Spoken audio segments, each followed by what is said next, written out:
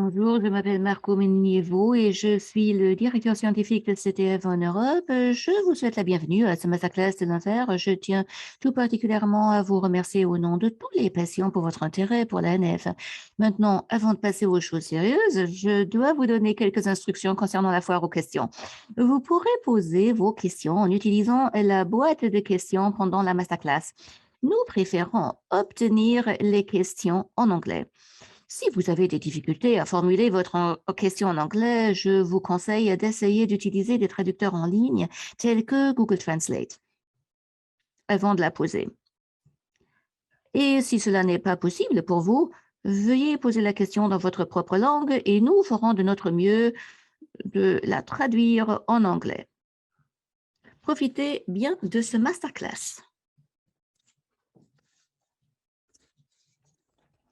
Mesdames, Messieurs, je suis très reconnaissant à CDF Europe de me permettre de tenir cette session sur le gliome associé à la NF1 chez les enfants.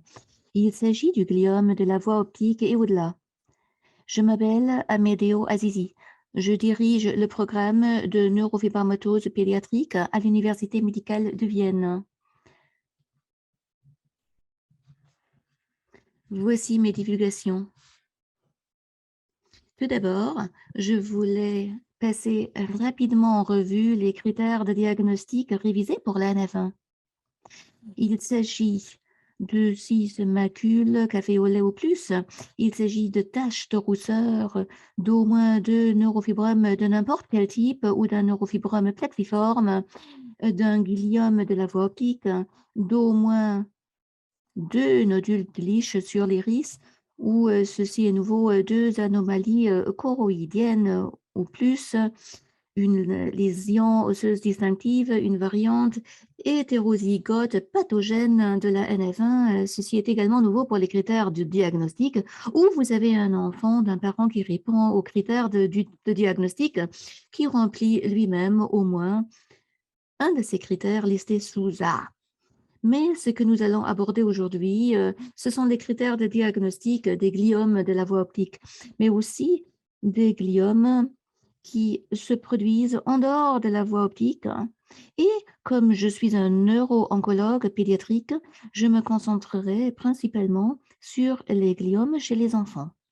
Si l'on considère l'ensemble des risques de cancer chez les patients atteints de la NF type 1, on constate que le risque relatif de tumeur cérébrale et de la moelle épinière est 46,5 fois plus élevé. Pour le gliome de la voie optique, le risque relatif est de 920 et pour autres gliomes autour de 30. Je vous parle maintenant au gliome de la voie optique. Tout d'abord, l'épidémiologie. Environ 15% des enfants atteints de la NF1 présentent un gliome de la voie optique. Si vous effectuez un dépistage par IRM, ce qui n'est pas fait systématiquement dans tous les centres, vous pouvez voir dans nos propres données qu'environ un quart des patients atteints de la NF1 ont en effet un gliome de la voie optique pendant l'enfance. Habituellement, ces tumeurs se manifestent au cours des 2 premières décennies de la vie et le plus souvent avant l'âge de 8 ans. Et cela est également vrai pour les patients symptomatiques et les gliomes symptomatiques de la voie optique. Comme vous pouvez le voir sur ce graphique ici, qu'à l'âge de 10 ans, et presque toutes les tumeurs qui apparaissent se produisent avant cet âge. Mais bien sûr, ces tumeurs peuvent apparaître à tout âge, y compris à l'âge adulte, mais c'est assez rare et elles deviennent rarement symptomatiques plus tard dans la vie. En ce qui concerne la biologie des tumeurs, elles sont rarement biopsiées en raison d'un risque possible de perte de fonction due à la biopsie de la voie optique. Mais si l'on obtient une histologie, celle-ci montre le plus souvent un astrocytome pilocytique de grade OMS1. Il n'y a pas de corrélation claire avec la mutation germinale de la NF1 qui a été trouvée dans une publication récente, mais d'autres groupes suggèrent le contraire. Et principalement un groupe chinois en 2018 a trouvé des corrélations assez intéressantes. Dans cette publication récente par Mike Fisher et ses collègues, il y avait toujours une altération somatique second hit de la NF1, comme on peut s'y attendre dans la NF de type 1, et rarement d'autres changements comme des altérations du récepteur du FGFR. Ces dernières semblent apparemment conduire à une cause plus grave de la maladie. Entre-temps, au cours de la dernière décennie, des modèles murins ont été développés pour le gliome de la voie optique dans la NF1. Bien sûr, il est très difficile de transposer ces résultats à l'homme et des tests de fonction, notamment de vision, sont difficilement réalisables chez la souris. Mais vous avez la possibilité de tester divers agents antinéoplastiques, comme dans cette publication, par exemple, par le groupe de David Goodman. Pour parler de la voie optique, nous devons d'abord examiner l'anatomie de la voie optique. Vous avez ici le globe oculaire, puis les nerfs optiques qui arrivent au chiasma où il y a un croisement des fibres nasales de la rétine. Ils vont ensuite vers le tractus optique, vers le noyau géniculé latéral, puis de là, à travers la radiation optique, vers le cortex occipital. Et bien sûr, le gliome de la voie optique peut se développer sur n'importe quel trajet de cette voie optique. C'est une étude que nous avons réalisée, que vous voyez ici, une étude européenne que nous avons réalisée et qui a été récemment publiée. Nous avons vu constater qu'environ 42% des tumeurs se situaient dans les nerfs optiques, environ 20% dans le chiasma et environ 40% au-delà du chiasma, c'est-à-dire dans les tracts et les radiations. Bien sûr, vous pourrez aller plus loin en examinant les nerfs gauche et droit séparément, en impliquant les deux nerfs optiques, les chiasmas, et on peut avoir les différentes fréquences. Ici, c'est décrit plus en détail et je ne vais pas m'étoffer, je ne vais pas étoffer ce sujet. Voici donc l'image d'un patient atteint d'un gliome pur du nerf optique sur les deux yeux. Vous voyez la télérogosité, vous voyez qu'il y a un gonflement de la gaine du nerf optique. C'est un patient où le chiasma est impliqué, comme vous pouvez le voir ici ou ici. Et voici un patient où, en fait, tout le système optique est impliqué, ce qui signifie qu'il s'agit d'un Dodge 1 à 4, où les nerfs optiques sont impliqués, le chiasma est impliqué, et comme vous pouvez le voir clairement ici sur les images flares, les tracts optiques et la radiation optique vers l'arrière sont impliqués. Voici une courte vidéo. Sur ce même patient, vous voyez l'élargissement des nerfs du chiasma. Et ici, vous pouvez voir les voies optiques, l'hypothalamus et la radiation optique qui est impliquée. Environ 40 à 50% des patients atteints de gliome des voies optiques développent des symptômes visuels. Cela signifie que plus de la moitié ne le font pas. Et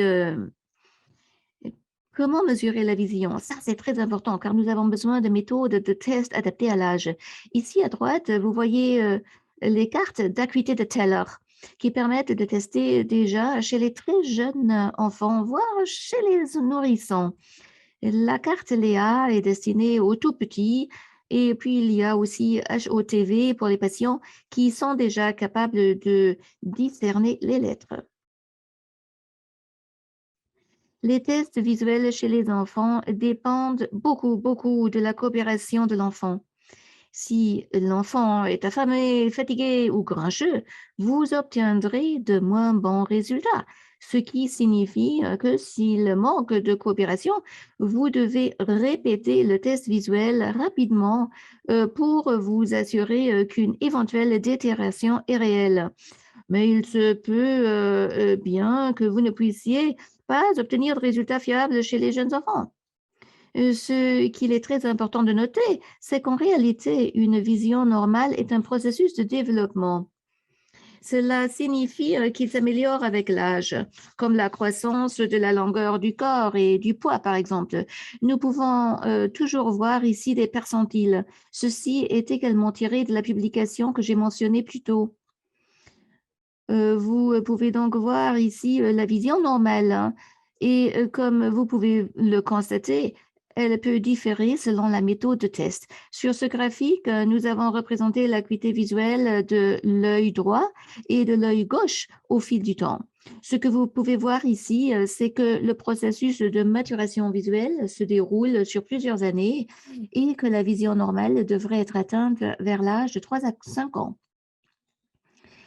Il est important de souligner que la stagnation de l'acuité visuelle peut en fait être un signe de détérioration, car la maturation doit être continue. Il existe maintenant de mesures objectives pour le nerf optique, comme la TCO. La TCO signifie tomographie par cohérence optique. Il s'agit d'un laser proche de l'infrarouge et qui passe sur la surface de la rétine et sous la surface de la rétine. Et la haute résolution permet d'obtenir une image en coupe transversale de la rétine et du nerf optique et de mesurer spécifiquement l'épaisseur de la couche des cellules ganglionnaires et de la couche des fibres nerveuses. Une diminution de la RNFL, qui est la couche de fibres nerveuses, précède la perte visuelle. Ceci a été publié par Rob Avery en 2015. Bien sûr, il est très difficile de faire un scanner chez les jeunes enfants. Vous pouvez avoir besoin d'une anesthésie qui se fait avec des appareils portatifs qui sont chers et qui sont actuellement peu disponibles. Grâce aux appareils fixes de TCO, il est possible de réaliser des TCO à partir de l'âge de 4 ans. Parfois, si l'enfant est très coopératif, peut-être à un âge plus jeune, mais cela peut être difficile pour les patients qui ont le plus besoin de ces mesures. Il existe maintenant un paramètre objectif pour la progression, mais l'avenir nous dira comment cela s'intégrera dans la routine durant la pratique quotidienne. Nous avons également analysé les signes et les symptômes que présentent les patients atteints d'un gliome de la voie optique. Ainsi, le strabisme était présent dans environ un quart des cas comme un comportement visuel anormal. J'y reviendrai plus tard. La proptose, c'est-à-dire l'exophthalmie, nystagme dans environ 2% des cas, œdème papillaire et d'autres. D'autres incluent des symptômes endocriniens, des signes d'augmentation de la pression intracrânienne et bien sûr, nous avons examiné l'atrophie optique et environ 40% des patients présentaient déjà une atrophie optique unilatérale ou bilatérale. Quels sont donc les signes et symptômes cliniques chez les patients qui deviennent symptomatiques? Car n'oubliez pas qu'environ 50% des cas, voire plus, restent asymptomatiques. Il s'agit d'une proptose exophthalmie, comme mentionné précédemment. Il y a le strabisme. On trébuche sur les obstacles et c'est ainsi que les parents entrent dans la pratique quotidienne. Ils disent, OK, mon enfant se heurte à des obstacles, trébuche sur eux. Il ne reconnaît pas les petites choses comme les oiseaux lointains. Et c'est ce que nous devons repérer lorsque nous voyons un tel patient. Le tremblement des yeux, le nystagme est un signe très tardif lorsque l'acuité visuelle est vraiment mauvaise. Et attention, les enfants peuvent beaucoup compenser. Moi, j'ai vu des enfants qui étaient presque aveugles, mais les parents ne me croyaient pas quand je leur disais qu'il y avait une très mauvaise acuité visuelle parce que l'enfant n'était pas vraiment affecté dans la vie quotidienne. C'est pourquoi nous devons le vérifier. Les données prospectives sur l'histoire naturelle et les facteurs de risque de la progression visuelle sont rares. Nous savons donc que seuls 20% de tous les patients atteints de gliome de la voie optique sont effectivement traités. Environ 50% de patients symptomatiques, c'est-à-dire soit 3 à 5% de tous les patients atteints de la NF1. Le risque visuel est imprévisible, du moins jusqu'à présent. Données sur l'histoire naturelle et sur les facteurs de risque visuel sont rares et les facteurs corrélés à un mauvais résultat visuel comprennent l'âge, c'est-à-dire un jeune âge de moins de 2 ans ou aux alentours de 5 ans. L'extension de la tumeur aux voies optiques postérieures, c'est-à-dire au-delà du chiasma optique, la pâleur de la papille optique, qui est un signe tardif de la mort partielle du nerf optique, et le fait que les filles présentent apparemment un risque plus élevé de perte de vision et de nécessité de traitement en raison de cette perte de vision. Selon Fischer et al., les résultats visuels après traitement ne sont pas différents de ceux des garçons. Ces résultats n'ont pas été reproduits dans d'autres groupes, soit parce qu'ils n'ont pas pu montrer le risque vraiment élevé pour les filles, soit parce qu'il y avait une publication récente qui indique que même si elles reçoivent un traitement, elles ont des résultats visuels moins bons que les garçons. Ainsi, les facteurs au moment du diagnostic qui étaient associés à un résultat visuel défavorable étaient la présence de signes et de symptômes multiples, un comportement visuel anormal, comme les symptômes dont je vous ai parlé auparavant, l'apparition de nouveaux symptômes visuels, l'atrophie optique qui est un signe tardif, le strabisme, l'implication tumorale de la voie visuelle postérieure et l'implication tumorale de la voie bilatérale ont montré une signification limitée dans notre étude pan-européenne. Alors, que faire une fois le gliome de la voie optique est diagnostiqué? Après le diagnostic d'un gliome de la voie optique, celui-ci doit être suivi par IRM tous les 3 mois pendant la première année après le diagnostic, puis tous les 6 mois jusqu'à l'âge de 8 ans. Un examen ophtalmologique par un ophtalmologiste ou un neuro-ophtalmologiste pédiatrique expérimenté doit être effectué tous les 8 ans à peu près. Seuls 20% de tous les patients atteints du gliome de la voie optique sont traités comme des adultes. Donc, si vous regardez l'âge auquel ils sont traités, vous pouvez voir c'est l'âge au moment du diagnostic. Il est légèrement décalé vers un âge plus élevé et l'intervalle entre le diagnostic du gliome et le début du traitement est tel que la plupart des enfants sont traités assez rapidement après le diagnostic et seulement rarement par la suite.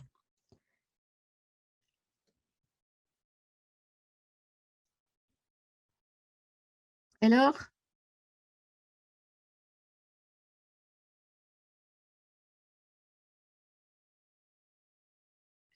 quand traiter un enfant? En fonction de la progression visuelle ou de la progression de la tumeur pour la proptose. C'est-à-dire, alors dans ce cas-là, ce que vous feriez, dans ce cas, vous donneriez une chimiothérapie. L'étalon or de la chimiothérapie est le caroplatine et la vincristine et alternativement la vinblastine, comme publié par le groupe canadien. C'est donc le schéma qui est utilisé en Europe pour l'instant. Le CIOP 2004 sur le gliome de bas grade, schéma d'induction avec une induction faite sur 7 cycles et ensuite 10 cycles de thérapie de consolidation consistant en carboplatine et vincristine. Les Américains ont un schéma légèrement différent avec du carboplatine hebdomadaire, mais l'effet final est très comparable. La réponse à ce type de chimiothérapie est meilleure que dans les gliomes sporadiques de bas grade.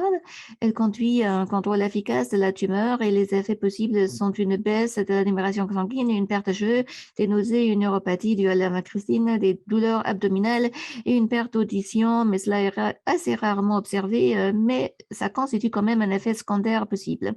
Souvent, pour à peu près 30% de patients, des allergies aux carboplatines peuvent survenir et nécessitent l'arrêt ou la modification du traitement.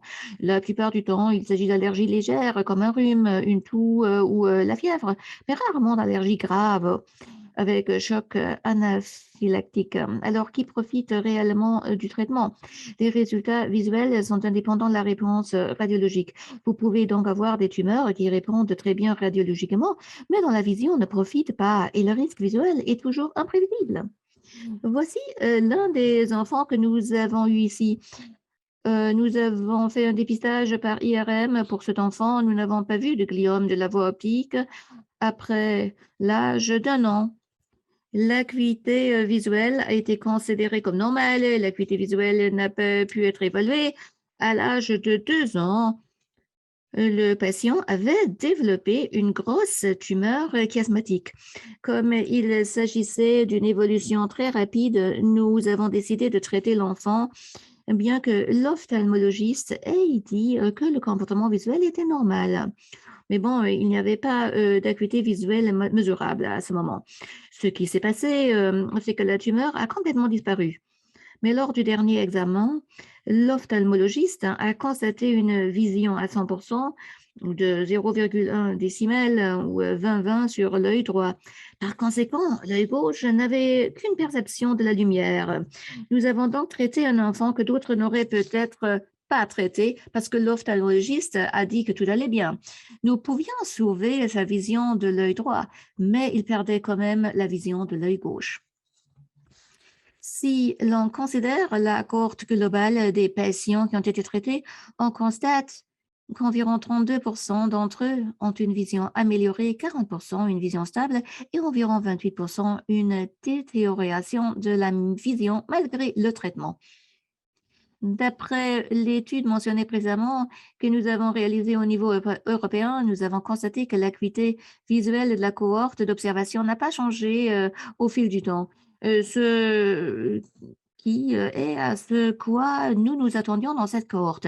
Ensuite, nous avons eu des patients qui avaient une très mauvaise vision et qui avaient aussi d'autres problèmes à traiter au moment du diagnostic. Et nous avons constaté que l'état de beaucoup de ces patients s'est empiré malgré le traitement. Mais ce que nous avons aussi constaté, c'est qu'après une phase d'observation, certains des patients traités ont réagi au traitement. Il y avait donc une aggravation pendant la période d'observation, mais vous voyez que beaucoup d'entre eux pourraient être sauvés à un stade ultérieur. Voici une façon de présenter l'acuité visuelle. Il s'agit d'un logmar, ce qui signifie que 0,0 correspond à une vision à 100% dans l'œil gauche et l'œil droit, comme on peut le voir sur ce graphique. Et pour ceux qui sont seulement observés, vous voyez qu'ils ont une assez bonne vision au fil du temps et la conservent. Chez ceux qui sont d'abord observés, nous voyons qu'ils ressemblent en fait au groupe d'observation, mais ils ont tendance à perdre la vision d'au moins un œil. Et ce que vous pouvez voir ici, après le traitement, un certain nombre d'entre eux rétablissent dans le domaine et nous attendons à ce qu'ils aient une très bonne vision dans les deux yeux. Euh, Et pour ceux donc, qui sont traités d'emblée, leur vision était déjà bien compromise et très peu en fait pouvaient être récupérés. Tout au moins, un œil devient aveugle. Alors, qu'en est-il de la radiothérapie, qui est une option thérapeutique dans les gliomes sporadiques de bas grade et qui mène à une option de deuxième ou troisième ligne? Elle doit être évitée chez les patients NF1 pour les gliomes de bas grade. Il y a un risque de tumeurs secondaires, comme les gliomes de haut grade, les tumeurs malignes de la gaine des nerfs périphériques, les complications vasculaires comme les moyamoya ou les accidents vasculaires cérébraux, les séquelles neuropsychologiques et les problèmes endocriniens qui pourraient survenir. Alors, les radiothérapies sont donc réservées aux tumeurs hautement malignes et non aux gliomes de la voie optique. Devrions-nous donc faire un dépistage par IRM du gliome de la voie optique dans la NF1? Jusqu'à présent, il n'existe pas de directive uniforme, mais j'y reviendrai plus tard car nous sommes sur le point de rédiger de nouvelles directives. Les recommandations actuelles consistent à effectuer uniquement des examens oculaires. Pourquoi? Parce que seule la moitié des patients sont symptomatiques. Seule une petite partie des patients ont besoin d'une thérapie. Le traitement commence surtout en cas de détérioration visuelle et de protrusion des œufs. Vous les captez de toute façon. Un traitement précoce peut-il prévenir la détérioration visuelle? Il n'y a pas de données, donc pas de preuves. Les données que je vous ai montrées sur notre groupe semblent montrer qu'en fait, il est important de les détecter tôt. Donc, si vous voyez ça de l'autre côté, l'examen oculaire pourrait ne pas être fiable chez les jeunes enfants atteints de nérofibromatosis de type 1 et l'IRM pourrait jouer un rôle, comme l'ont montré certains groupes et qui ont pu prouver qu'en les détectant tôt, on pouvait améliorer le résultat visuel. Mais d'un autre côté, d'autres groupes disent qu'ils ne montrent aucune corrélation avec un effet positif du dépistage par IRM.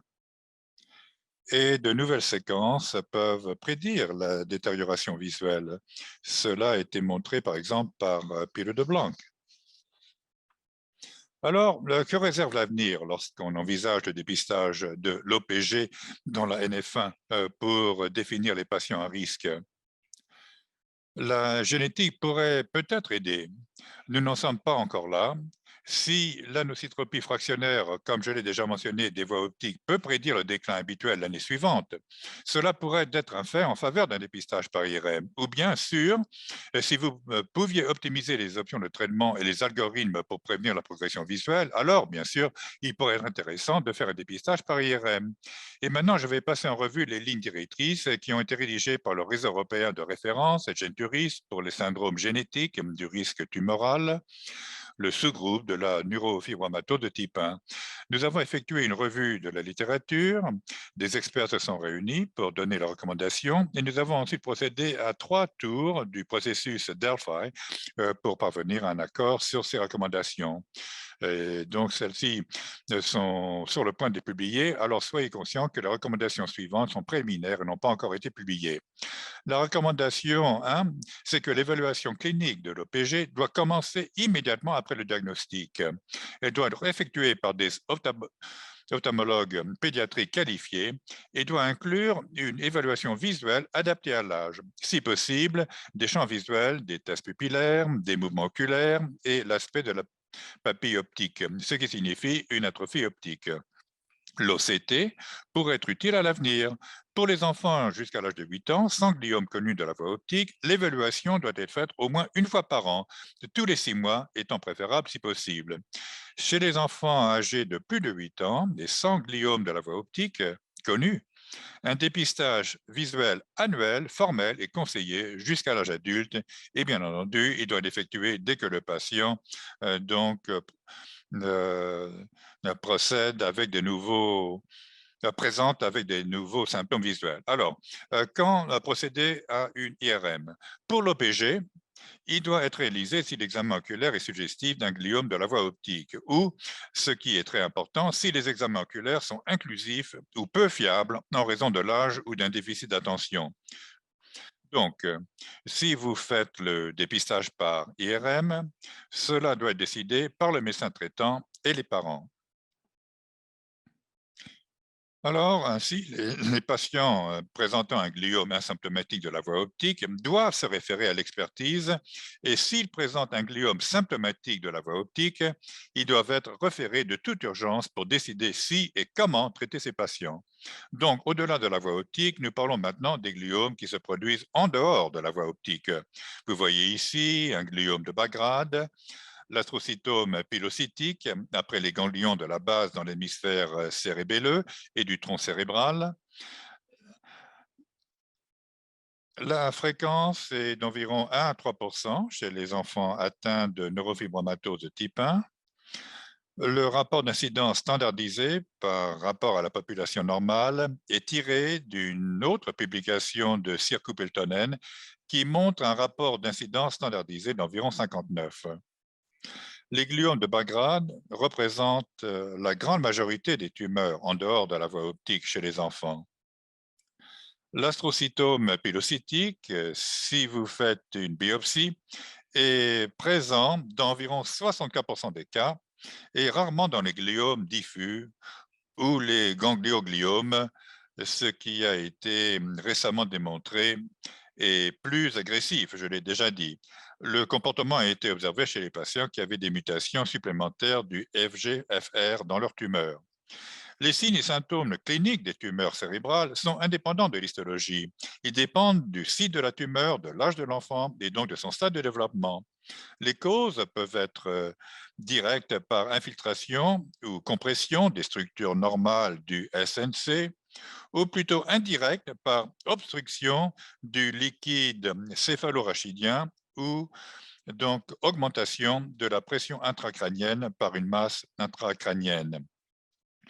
Bon, si nous parlons d'hypertension intracrânienne, Nous parlons de maux de tête qui sont présents et jusqu'à 70% des vomissements, jusqu'à 80% de ces patients. Mais bien sûr, il peut y avoir un œdème papillaire entraînant une perte visuelle, une vision double, due à une paralysie d'Abdussens. Une augmentation de la circonférence de la tête chez les enfants de moins de 3 ans est très probable. Il peut y avoir un mouvement de masse avec un dysfonctionnement secondaire du tronc cérébral, une perte de conscience et, à un stade avancé, un dysfonctionnement circulatoire, un dysfonctionnement respiratoire et finalement la mort. Mais les symptômes focaux, comme les crises d'épilepsie, les dysfonctionnements moteurs, les sensoriels, l'ataxie de la marche, par exemple, dans le cas des tumeurs cérébelleuses, les dysfonctionnements endocriniens comme la puberté précoce que l'on peut observer dans la NF1 et d'autres encore sont très fréquents. Voici le cas d'un gliome du tectum qui n'est pas si rare chez les enfants atteints de NF1. Vous pouvez voir ici qu'il y a un épaississement de la plaque tectale qui obstrue l'aqueduc conduisant le liquide céphalorachidien au quatrième ventricule, entraînant ainsi une hydrocéphalie obstructive. Et chez ces patients, il est possible de pratiquer une troisième ventriculostomie, c'est-à-dire de faire un trou en neurochirurgie dans le plancher du troisième ventricule. Et ce que vous pouvez voir ici est ce que nous appelons sur RM un signe d'écoulement vide. Vous voyez ces signaux sombres et pointeuses et qui montrent qu'il y a des protons qui sortent du champ de l'IRM et qui s'écoulent à travers la troisième ventriculostomie. Et ce que vous pouvez voir ici, c'est que l'hydrocéphalie est déjà réduite peu de temps après l'opération. En fait, ces patients n'ont pas besoin d'autre traitement que la simple atténuation de l'hydrocéphalie. Les gliomes du tronc cérébral ne sont pas si rares chez les patients atteints de la NF1. Environ 9% de toutes les tumeurs du SNC sont visibles et, ce qui est très important, la plupart d'entre eux ne peuvent pas être observés chez les patients asymptomatiques. Et ces tumeurs ne doivent en aucun cas être confondues avec des gliomes malins de la ligne médiane, H3K27M muté ou avec une paire de méthylation de H3K27. Car ces tumeurs ont un pronostic très défavorable et peuvent être trouvées dans les cas sporadiques, c'est-à-dire chez des enfants sans NF1. Mais ces tumeurs que nous pouvons voir ici sont de très bas grade et peuvent même régresser continuellement avec l'âge. Mais bien sûr, si ces patients deviennent symptomatiques ou si ces lésions commencent à se développer, alors vous avez besoin d'une thérapie comme la thérapie de bas grade que j'ai mentionnée précédemment pour ces patients symptomatiques. Alors, quel est donc le traitement de choix pour le gliome non optique de bas grade chez l'enfant? La décision doit être prise par une équipe multidisciplinaire et expérimentée. Les découvertes incidentes ne nécessitent souvent pas de traitement. L'observation et l'attente peuvent être indiquées dans ce cas. Et pour les lésions symptomatiques, ce sont les mêmes indications de traitement que pour les gliomes sporadiques de bas grade. La chirurgie doit être pratiquée, s'il est possible, en toute sécurité et peut être curative. L'étalon hors du traitement non chirurgical est la chimiothérapie, car carboplatine incristine, comme celle que j'ai déjà mentionnée, et la radiothérapie doit être évitée en raison de sa toxicité tardive. Il s'agit ici d'une étude d'une cohorte européenne d'enfants atteints de gliome de bas grade. Et ce que nous pouvons voir ici, c'est que le taux de survie, en fait, est très élevé. Donc, ces patients ne meurent pas de leur gliome de bas grade. Et ce sont des patients qui ont eu besoin d'une thérapie non chirurgicale. Mais je dois mentionner qu'il s'agit en fait d'une étude où presque exclusivement les patients recevant effectivement une thérapie ont été inclus. Donc, ces informations sur ce tableau sur les taux de survie ne sont pas vraiment quelque chose qu'il faut prendre au sérieux. Mais d'un autre côté, si vous regardez les patients qui ont reçu une chimiothérapie, vous pouvez quand même constater qu'environ 60% d'entre eux ont une survie sans progression à long terme, ce qui est plus élevé que dans le groupe des gliomes sporadiques de bas grade. Mais les gliomes de haut grade apparaissent chez les enfants atteints de la NF1. Ils sont plus fréquents que dans la population normale, mais ils sont rares chez les enfants et plus fréquents chez les adultes. Si vous regardez cette publication récente, dans Nature Medicine, vous pouvez voir que le gliome de bas grade, qui est la ligne bleue, est plus répandu dans l'enfance, lorsque le gliome de haut grade est plus répandu dans la population adulte.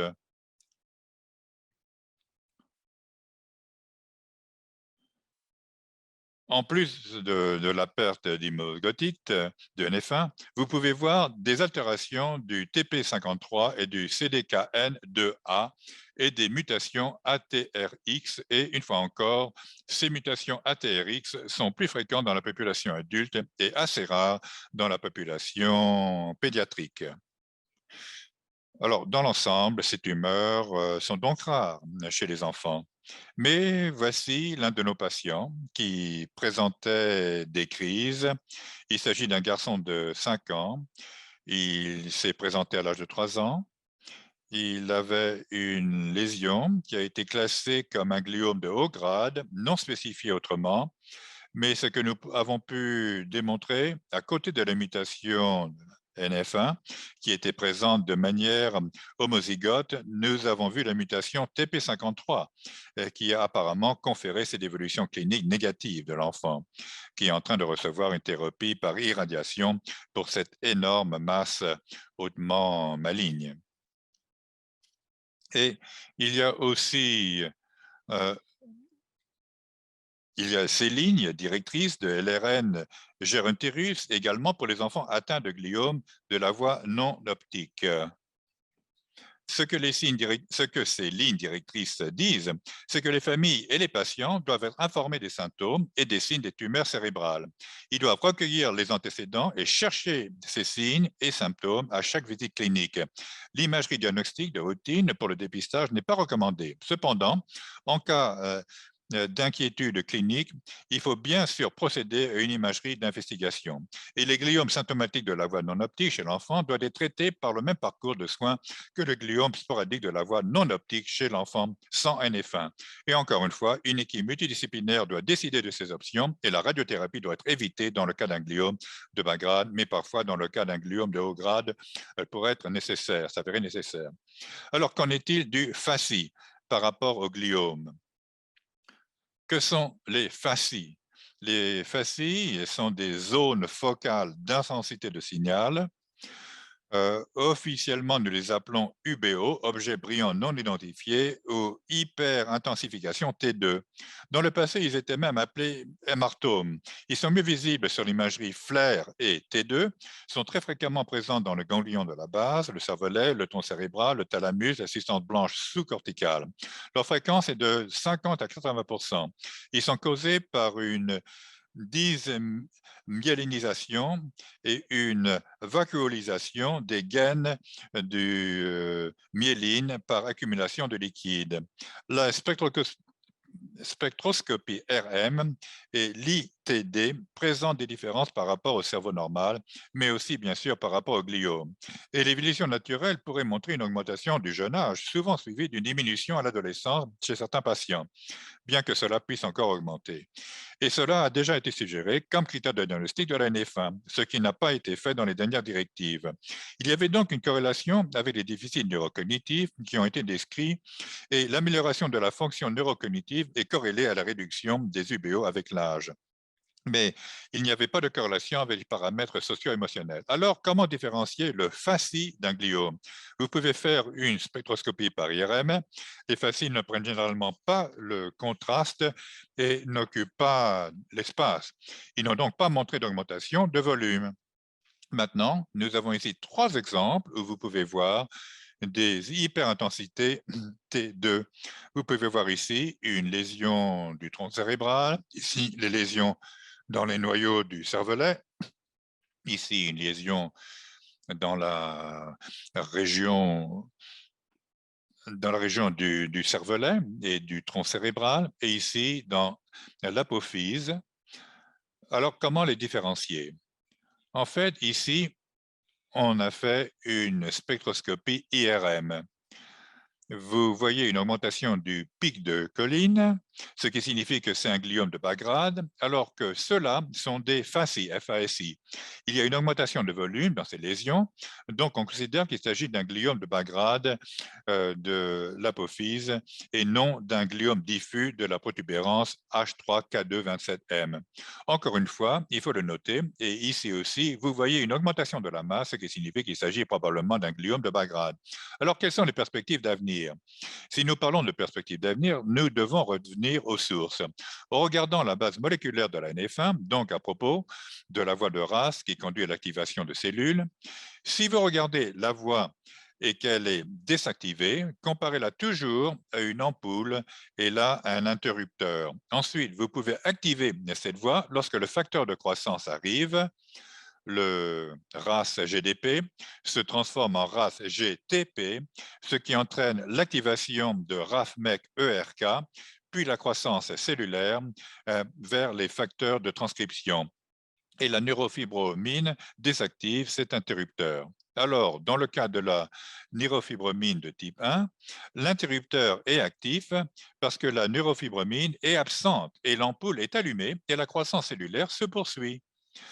Euh, donc, euh, donc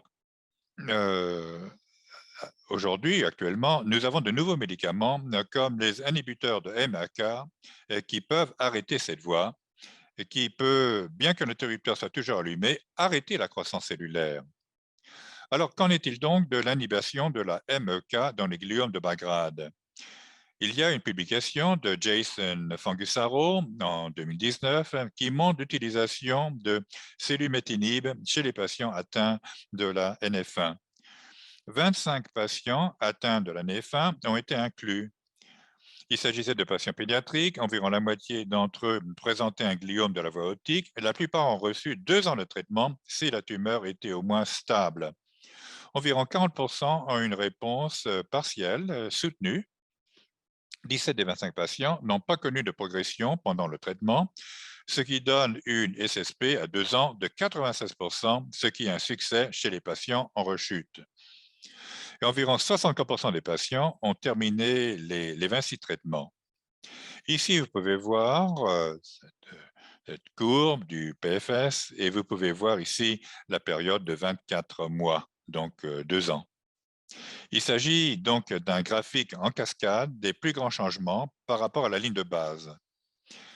Une étude est en cours au sein du COG et il est possible qu'elle soit étendue à l'Europe en coopération avec SIOP Europe, où l'on compare la chimiothérapie standard carboplatine vincristine au sélumétinib en première ligne et où l'on évolue la vision ainsi que la progression radiologique.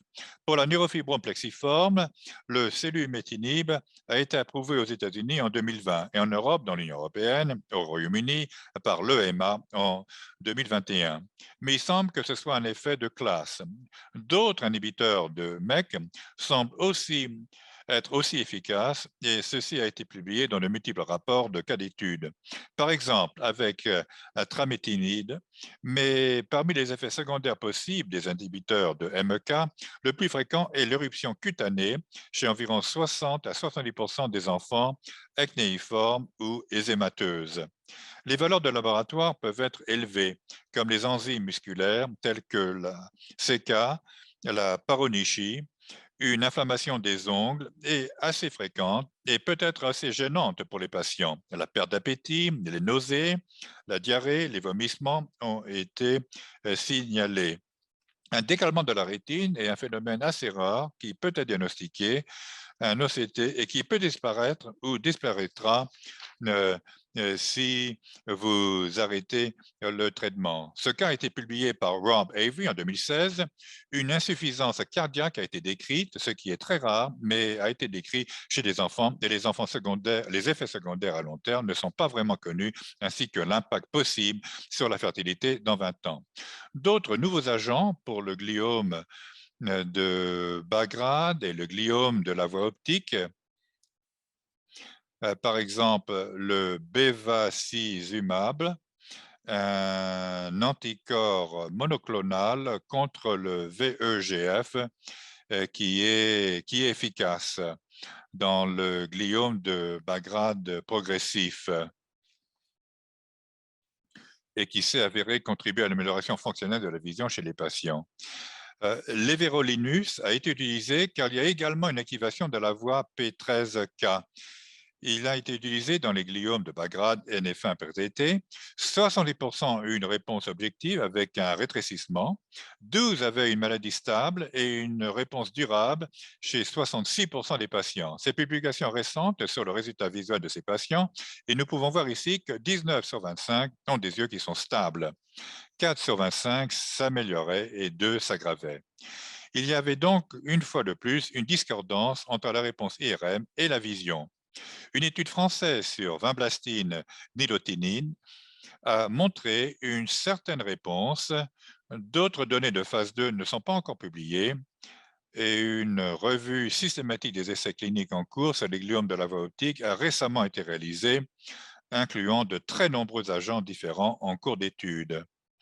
Les approches alternatives pourraient être des médicaments visant à améliorer la fonction, des traitements possibles visant à sauver les cellules ganglionnaires de la rétine, comme les facteurs de croissance nerveuse. Des études ont été menées sur les gouttes ophtalmiques, mais elles ne sont pas encore très utilisées. Nous avons besoin de plus d'études à ce sujet, peut-être des agents augmentant l'AMPC, comme les inhibiteurs de la phosphodiesterase, qui ont été étudiés, qui s'est avéré efficace chez les souris. Cela peut-il être une option possible chez les enfants? Nous ne le savons pas. La lovastatine a été décrite dans un modèle de souris et ses résultats ont été récemment examinés par David Gutman et son collègue. Alors, quand traiter le gliome de la voie optique NF1? La question est de savoir s'il faut préserver ou restaurer la vision. Si l'on considère la préservation de la vision, les arguments pour ont plus de chances de réussir. Elle permet d'éviter d'autres désavantages pour les patients atteints de la NF1. Mais ce qui est contre, c'est que l'on ne sait pas très bien qui sélectionner pour un traitement préventif. Et la chimiothérapie standard est peut-être trop agressive, avantage par rapport aux effets secondaires. Alors, quel médicament utiliser? Et il se peut euh, ce, que certains patients pourraient être surtraités. En ce qui concerne la restauration de la vision, il existe des indications claires de mauvaise vision et de déclin visuel. Les inconvénients sont que la thérapie peut arriver trop tard. Nous pourrions ne pas être en mesure de les sauver et les traitements standards ne parviennent pas à rétablir la fonction, alors qu'ils permettent d'arrêter les tumeurs, mais pas de rétablir la fonction. On ne sait pas ce qui peut encore bénéficier d'un traitement. Ainsi, la question de la préservation de la vision serait de savoir si le traitement est nécessaire, tandis que pour la restauration de la vision, la question pourrait être de savoir si le traitement est réellement efficace. Ainsi, quel médicament est efficace pour la préservation et est-il trop tard pour la restauration de la vision? C'est l'heure de la conclusion et de la fin de mon exposé. Le gliome de la voie optique se produit chez 15 à 20% des enfants, principalement à l'âge de 8 ans. La plupart du temps, il s'agit d'une maladie indolente, mais elle peut entraîner une déficience visuelle grave chez certains de ces enfants. Un examen ophtalmologique régulier est donc nécessaire. Et s'il y a une progression visuelle, la réponse est l'IRM et la vision ne concorde pas lorsqu'ils reçoivent un traitement. Les autres gliomes, c'est-à-dire les gliomes situés en dehors de la voie optique, sont le plus souvent des gliomes de bas grade chez les enfants. Les gliomes de haut grade sont rares chez les enfants. Vous pouvez attendre et voir si ces patients sont asymptomatiques et si la chirurgie est possible. Il faut la faire. La chimiothérapie est efficace chez ces enfants. Pour ce qui est des aspects futurs, les inhibiteurs de MEK pourraient être de nouvelles options pour ces enfants. Mais nous devons tirer au clair qui traiter et quand le faire. Je vous remercie de votre attention et je serai heureux de répondre à vos questions.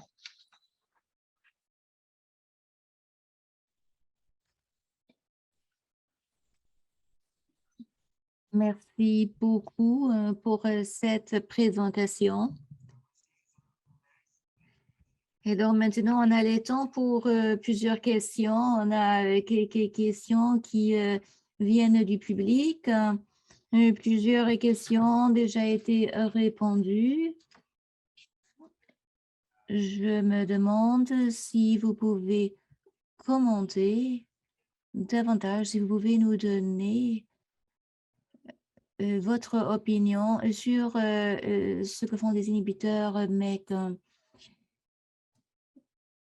Je pense que vous avez vu dans plusieurs cas et dans plusieurs études que les inhibiteurs MEK sont une ligne secondaire, une option secondaire de traitement pour ces patients, mais il y a toujours la chimiothérapie avec carboplatine, Christine, comme dit le groupe canadien. Maintenant, nous attendons les résultats euh, des études comparatives qui comparent les inhibiteurs et la chimiothérapie. La chimiothérapie est bien sécurisée et efficace concernant la survie, tout en prenant en considération la grandeur de ces tumeurs. Mais maintenant, il faut voir si la fonction est mieux, le résultat de la fonction est mieux des donné par les inhibiteurs MET que par la chimiothérapie et peut-être à ce moment-là, on peut faire un transfert. Mais jusqu'à présent, il faut d'abord attendre les données pour pouvoir dire qu'il s'agit de la meilleure option de première ligne. Encore une fois, pour la chimiothérapie, on sait qu'il y a pratiquement pas de problème à longue durée, mais pour les inhibiteurs MEK, on ne sait pas encore. Nous sommes en train de traiter les patients avec des tumeurs bénignes qui ont une durée de vie tout à fait normale à attendre. Donc, ils peuvent vivre pendant 15 ou 20 ans sans même remarquer le problème. Nous ne savons pas encore, donc nous devons rester en attente pour obtenir ces résultats de cette étude comparative. Merci, c'était une réponse très claire. Il y a une question de Régli Passeviva.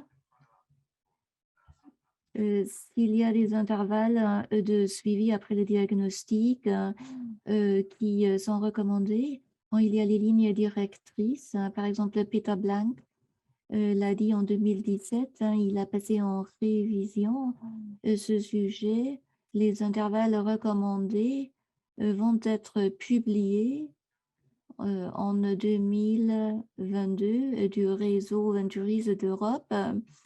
J'ai parlé de ces lignes directrices dans mon exposé. En effet, ces rendez-vous de suivi devraient se faire semestriellement, tous les 6 mois. Il faut faire les examens de vision acuité 2 mois et puis il faut aussi faire des examens IRM. Et oui, une fois que la tumeur est diagnostiquée, vous ne savez pas ce qui s'est passé avant. Est-ce que ces tumeurs étaient déjà là en place depuis longtemps ou est-ce qu'ils viennent de se développer et est-ce qu'ils vont peut-être se détériorer rapidement? Donc, il faut avoir ces suivis plus rapidement après le diagnostic et plus souvent après le diagnostic et puis vous pouvez écarter les intervalles. Je vais vous envoyer ce sondage et cette étude de Peter Blank dans le chat. Et puis une autre question, est-ce que les gliomes impliquant l'hypothalamus devraient être monitorés ou surveillés plutôt par endocrinologiquement? Bien sûr, c'est le cas. Vous parlez, bon, et la régression spontanée des gliomes optiques asymptomatiques, est-ce que ça se passe plus communément à un certain âge? Oui, ça se fait. Si vous regardez l'étude du groupe Hamburg et collègues, là, vous voyez que lorsque vous faites une analyse transversale des enfants, comparé aux adultes, que le taux du gliome optique est beaucoup plus fréquent chez l'enfant que chez l'adulte. Je présume que quelques-uns de ces tumeurs régressent. J'ai vu de tels patients. C'est pas très commun, mais C'est possible, mais je n'ai pas les chiffres exacts en tête. Si je compare les adultes et les enfants, je peux seulement vous dire que c'est pas aussi fréquent chez l'adulte que chez l'enfant. Une question d'Armel Pendant.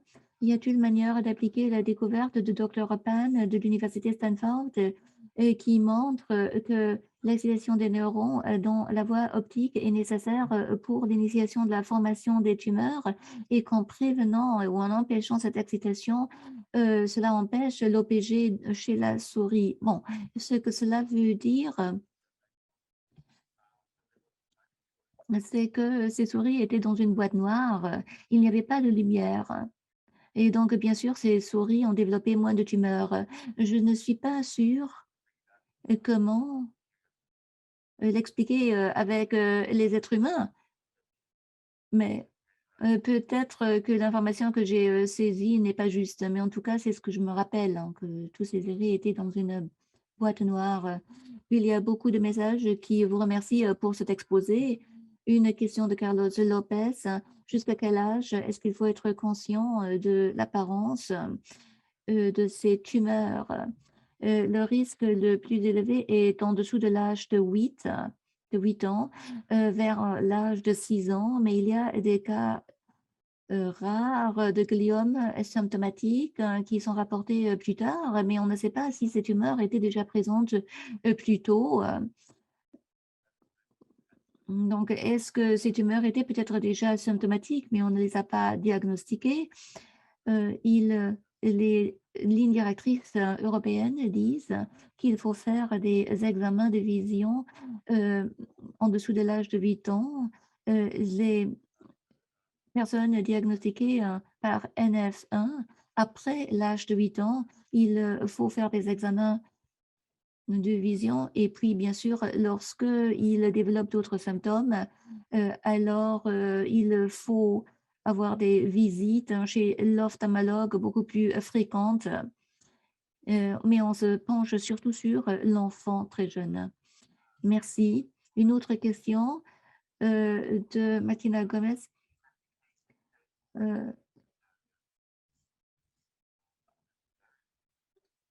Les patients symptomatiques sont souvent diagnostiqués plus tôt.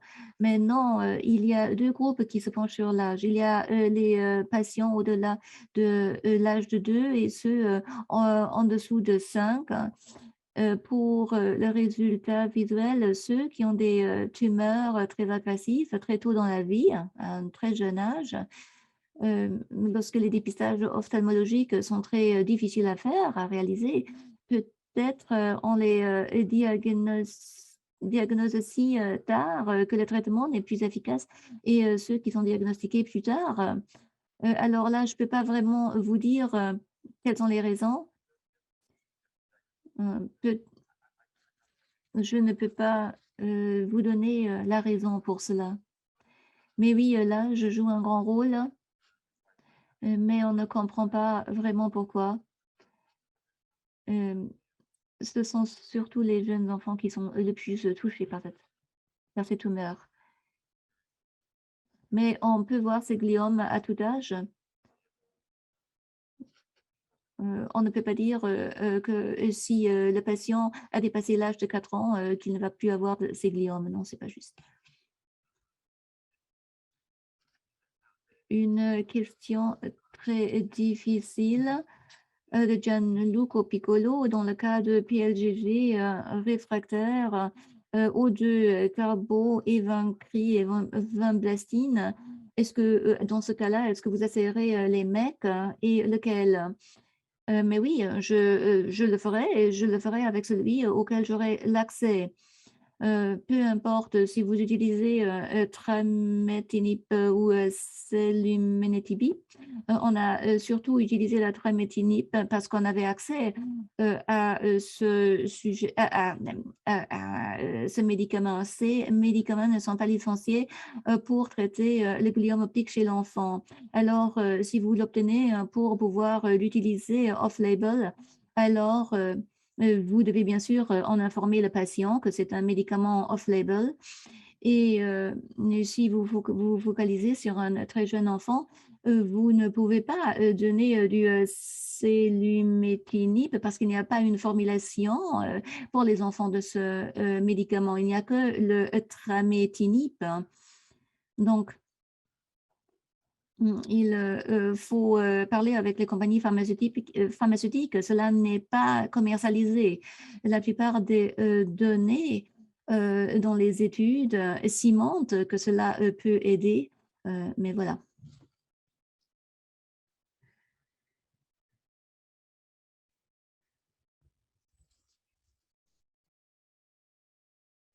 Nous voyons des remerciements, mais moi-même, j'avais une question moi-même, et je pense que ça va être la dernière question, à moins qu'il y en a d'autres.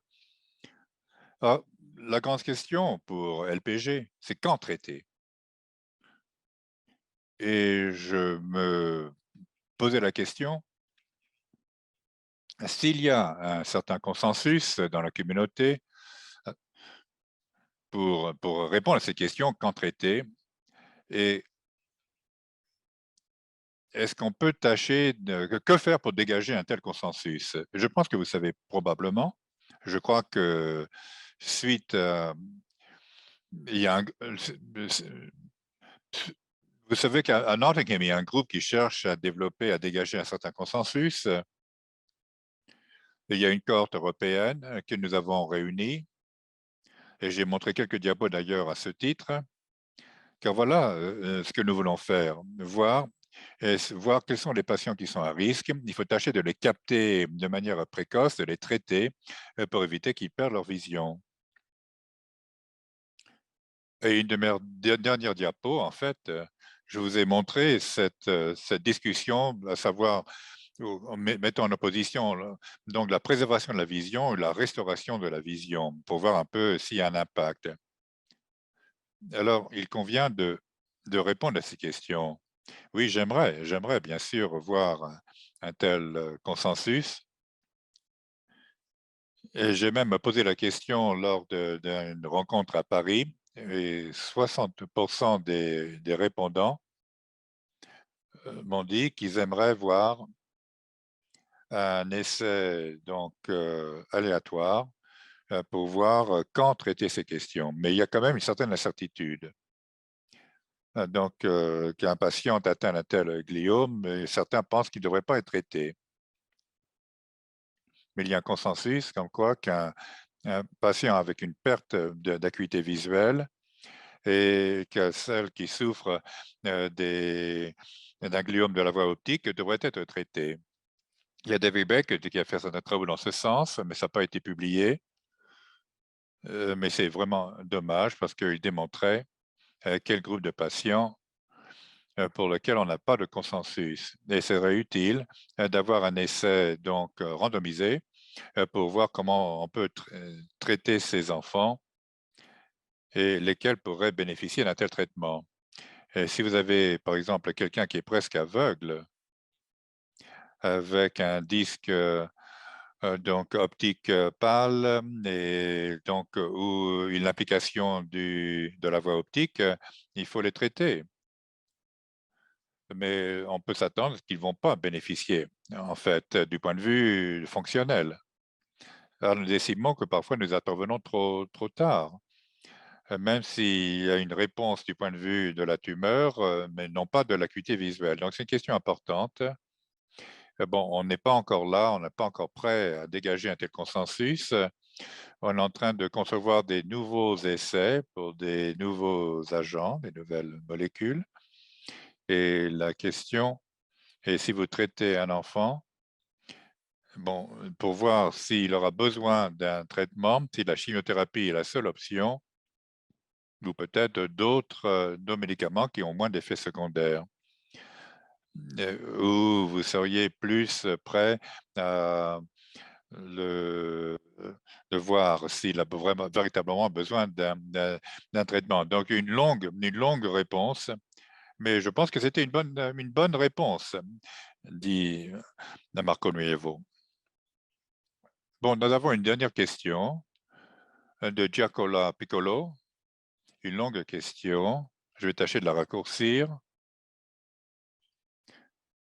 du fait de la difficulté pour mesurer l'acuité visuelle pour les enfants qui ont moins de 4 ans, les lignes directrices ERN suggèrent un IRM pour les enfants jusqu'à l'âge de 2 ans. Est-ce que c'est une manière indirecte de dire qu'on devrait procéder à un dépistage IRM pour ces patients asymptomatiques? Bon, alors là, je ne sais pas comment vous répondre. Nous, dans notre centre, nous pouvons faire un dépistage IRM et on voit l'avantage. Il y a d'autres centres qui ne le font pas. Ils ne voient pas l'avantage. Donc, c'est difficile pour moi de répondre à cette question. Et c'est un peu un compromis. Nous savons que, bon, un enfant en bas âge, oui, c'est un facteur qui limite, mais il y a certains ophtalmologues qui peuvent effectuer des essais d'acuité visuelle chez des très jeunes enfants. Et ça peut prendre une demi-heure pour un enfant de s'adapter, en se servant de différentes cartes. S'il y a des incertitudes, bon, on peut reposer.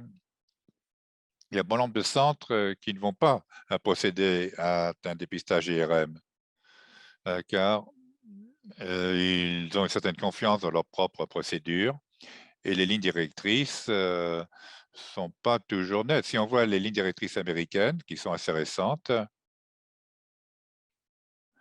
bon, je ne me rappelle plus exactement, mais d'effectuer un IRM chez les enfants asymptomatiques pour recherchant d'un gliome, c'est une décision qui doit être faite par le médecin traitant et les parents. Bon, je crois que c'est le meilleur compromis sur lequel on peut déboucher. Mais les lignes directrices nous indiquent que s'il y a un examen qui n'est pas n'est fiable, il faut procéder donc à une IRM. Ça, c'est une réponse claire. Si l'examen oculaire donne des résultats qui n'est pas fiable, bon, voilà ce que dit tout au moins la ligne directrice. Il faut procéder à un examen par IRM. Donc,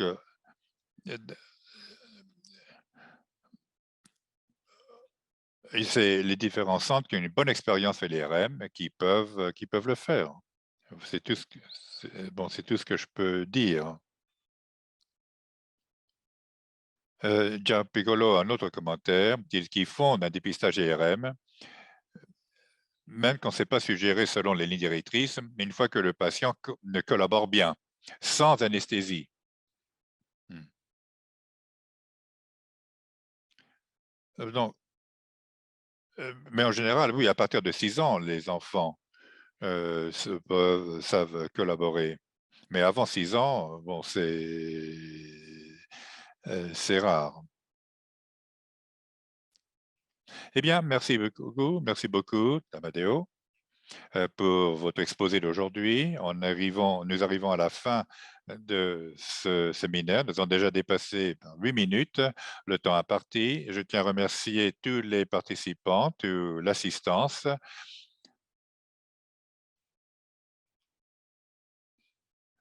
Alors, une petite mise à jour sur les masterclass INFER. Nous avons déjà 4 mois de prévus et c'est déjà indiqué sur la page web de INFER. Donc, et vous allez pouvoir avoir des informations complémentaires. Juste avant Noël, on va poster des nouvelles informations dans les 7 langues. Et celle-ci, d'ailleurs, l'enregistrement sera affiché sur notre site. Merci à tous et j'espère vous revoir bientôt. Merci beaucoup.